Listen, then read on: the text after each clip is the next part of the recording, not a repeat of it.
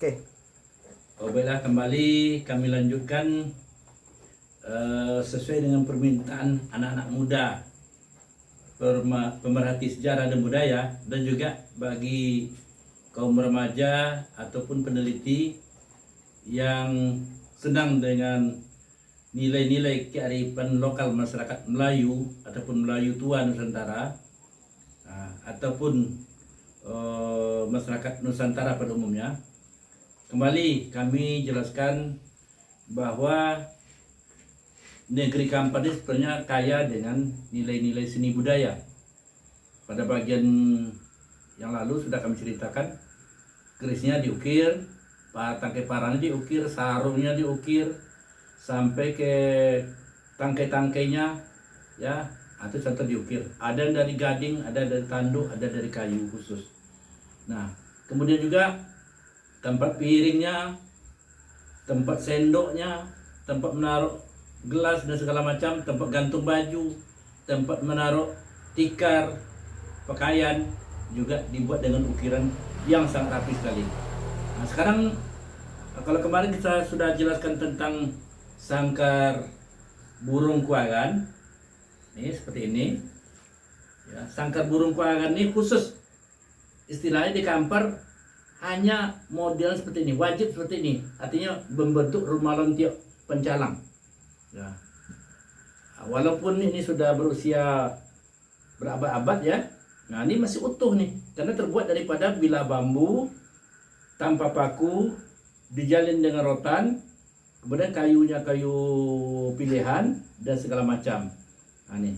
Nah, kemudian kita lihat lagi yang kedua. Kami yakin di antara saudara-saudara sekalian ini belum pernah melihat seperti ini nih. Dan banyak yang tidak tahu. Nah, setelah kami tes mengirimkan beberapa gambar di WA, ternyata gambar ini ada yang menganggap ini buayan, padahal ini adalah sangkar burung. Ada lagi menganggap hiasan tempat apa katanya, pot bunga, padahal ini adalah sangkar burung kuagan. Nah, ini banyak tidak tahu. Bagi yang tahu, yang pernah melihat ini, pasti terbayang dia. Kalau dia penduduk Pekanbaru atau Kampar atau daerah Sumatera Barat, ya, dia akan tahu. Rasa-rasa pernah nengok ini, katanya. Apa ini? Untuk apa ini? Nah, seperti gedung pusaka Suman HS, kan mirip ini nih. Padahal ini adalah bentuk karya daripada nenek moyang kita dulu, sambil iseng-iseng, sambil gembala kerbau, sapi atau dulu disebut dengan jawi dan segala macamnya, kambing, ataupun sambil mancing, sambil ke ladang atau ke sawah, dia juga nih pasang perangkap atau menangkap burung. Ini namanya sangkar burung puyuh. Dan juga terkadang-kadang digunakan juga untuk burung balang, tapi khusus puyuh. Nah, bagaimana bentuk atau cara kerjanya? Pertama, burung puyuh betina dimasukkan ke dalam ruang tertutup ini. Dari mana dimasukkan? Ini di sini. Ada apa nih? Alat usulnya. Nih, diangkat ini. Semua ini terbuat daripada apa ya, lidi terbuat dari bambu, jalinan rotan, kemudian ada kayu khusus. Nih, ya, burung dimasukkan dalam. Kemudian setelah burung pemikatnya tadi biasanya burung betina, ditutup, ditekan nih. Nah, dia akan tutup. Setelah dimasukkan, ditutup. Nah, gunanya apa? Ditutup. Ini adalah untuk menarik perhatian pejantan. Nah, nih, yang jantan datang. Kemudian di sini dipasang nih pesawatnya nih, jeratnya ataupun perangkapnya dipasang sini. Ada semacam tali di sini ditaruh. Kemudian tali tadi dikasih sini ada semacam lidi ya. Nah, apabila ini terinjak ada burung tadi yang datang, ya, maka ini akan turun dan ini jatuh. Maka terperangkaplah puyuh ataupun burung punai yang mau ditangkap tersebut. Tidak mengganggu yang ini. Nah, si petani tersebut dia akan tinggal setelah dia pulang mancing, pulang gembala kerbau ataupun pulang ke sawah, dia tinggal singgah ke tempat perangkap yang taruh tadi. Ini tadi. Nah, ini burung tidak akan lepas. Kenapa? Karena sengaja sudah dikunci ini. Tidak akan bisa kemana-mana dia. Ini adalah tempat perangkap burung puyuh khusus ditemukan di daerah Kampar. Ya, ini kami dapat di daerah Kuok, dan kami pernah menengok seorang bapak-bapak waktu datuk lah waktu itu bagi kami waktu saya umur 7 tahun. Sekarang umur saya sudah 66 tahun. Waktu umur 7 tahun pernah kami melihat orang menangkapnya, makanya bisa kami ceritakan.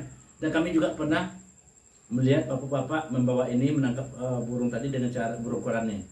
Nah, tapi ini bukan untuk puyuh, ini untuk burung kuaran. Nah, ini yang untuk burung puyuh tadi. Ya. Makanya bisa kita jelaskan. Ya. Oh, tadi perangkat yang ada di sini tadi ini dibuat sedemikian rupa ya. Nah, kemudian di sini coba perhatikan di tempat ini satunya tempat makanan ya. Biasanya telur semut atau yang jenis-jenis makanan lain ya, ataupun semacam apa namanya ampas-ampas selalu taruh sini ya, ataupun beras kecil itu ya ditaruh di dalam tuh ditumbuk dan diramus segala macam taruh sini. Sementara satu lagi adalah berisi air minum ditaruh sini. Nah, bagaimana air dan makanan taruh luar, sedangkan burung di dalam? Bagaimana? Ini hebatnya nenek moyang kita dulu menciptakan sesuatu tadi. Nah, dengan kearifan lokalnya dia sudah bisa buat. Ini kita lihat dalam bawah sudah ada pintu bambu ini dibuang di bagian dalamnya. Coba kita putar. Oh ya, ini sudah dikunci ya. Ini sudah dikunci. Ini bagian dalamnya, ini nampak dipotong sini. Jadi ini nampak sini. Nah, kemudian masukkan air sampai sini. Sehingga burung yang terkurung di dalam tadi minum lewat sini atau makan lewat sini. Nah, artinya kalau mengasih makan, minum segala macam, kita tidak membuka sarangnya lagi. Kita tidak perlu membuka ini sarangnya, tidak membuka nih. Buka tutupnya. Ini keistimewaannya. Cukup lewat sini. Untuk membawanya gini. Bedanya dengan ini, kalau sangkar kuaran atau kalau istilah aslinya sangkau kuaran, begini bawanya. Nah, di sini biasanya burung yang sudah didapat diikat, sudah disembelih dibawa di sini caranya. Nih tempatnya, gantung-gantung nih. Tali taruh sini. Bersusun, biasanya panjang tuh, gantung tali sini. Nah, sudah ada tempatnya. Ya, nih. Kemudian kalau untuk membawa burung puyuh ataupun punai, nah, nih gini ya. Nah, begitu hebatnya nenek moyang kita dulu dengan membuat hasil karya yang bernilai tinggi. Kearifan lokalnya sangat bernilai tinggi ya. Sampai sekarang pun karya ini tidak bisa dibawa orang. Ini sangat kita kagumi. Dan hebatnya lagi, khususnya terdapat pada Melayu Tua Kampar, di daerah Kampar, di daerah lain belum kita ketemukan. Nah, kalau seandainya ada ditemukan di daerah lain, coba jelaskan yang dipakai oleh masyarakat ada tidak tempat lain? Paling-paling yang ada hubungan masyarakat tua, yang ada hubungan dengan Kampar. Kalau ada, jangan-jangan hanya di Bali, karena yang di Kampar ini banyak dibawa ke Bali kemarin. Jangan-jangan sudah dimodifikasi di Bali. Yang kedua di daerah Dayak ya, karena orang Bali, Dayak dan Banten itu nenek moyang mereka mengatakan bahwa moyangnya berasal dari Mertakus Kampar ya. Jadi banyak hubungan budaya antara kebudayaan tua yang ada di Bali, Banten dan Dayak itu berasal dari Kampar. Nah, yang mengatakan ini bukan saya, tapi adalah tokoh-tokoh sesepuh daripada masyarakat Bali, Banten dan apa. Bahkan Kris Raja Banten pernah dititipkan ke Kampar. meminta bahwa nenek moyang kami dulu berasal dari Banten. Nenek moyang kami dari Banten ini dulu berasal dari Muaratakus katanya. Bukti yang nyatanya adalah sampai sekarang Baduy Dalam itu tetap melihara rumah yang dia ada di Baduy Dalam itu jumlahnya 44. Kenapa? Karena mereka nenek moyang berasal dari Andiko 44 Kampar. Nah, ini yang ngomong itu rajanya, moyangnya yang diutusnya dulu kayak Kampar. Kemudian juga orang Dayak mengatakan juga, ya bahkan keturunan daripada kerajaan Kutai pernah datang ke Kampar bahwa moyangnya berasal dari Kampar. Di mana itu Muaratakus katanya. Nah, Muaratakus itu adalah Kampar. Jadi salah orang menganggap orang Dayak itu keturunan Cina, salah. Itu pembodohan sejarah, memanipulasi sejarah. Kalau mau tahu, tanya yang tua-tua yang di Dayak itu sendiri. Banyak kesamaan-kesamaan yang mereka yang didapat. Kami jumpa dengan Profesor Asmah dari Malaysia bahwa Dayak Iban di Sarawak dan di daerah Kalimantan dalam penelitiannya mereka mengaku bahwa nenek moyangnya berasal dari Minangkabau Muaratakus. Itu dibilangnya. Ya. Jadi kalau ada menganggap orang Dayak dari Tiongkok, salah itu. Memang ada dari Tiongkok itu tentara lari, ya, yang tak sempat lari, yang dikejar-kejar oleh tentara Jawa waktu penyerangan tentara Mongol di bawah kemerdekaan, memang ada abad 16 ya, abad ke berapa tuh, 17 16 ya. Tapi yang ketangkap situ tadi, itulah akhirnya mereka begitu datang musim selatan mereka berangkat lagi ke Cina gitu. Ya, tentara dari kemerdekaan. Sementara jauh sebelumnya sudah ada kerajaan Kutai gitu, yang mana mereka nenek moyang menganggap dari Muaratakus Kampar. Halo saudara-saudara kami dari Melayu Nusantara, dari berbagai daerah. Semoga sejarah kita nih Melayu Nusantara bisa kita perkuat persatuan-kesatuan kita. Kita adalah bangsa besar, bangsa awal peradaban.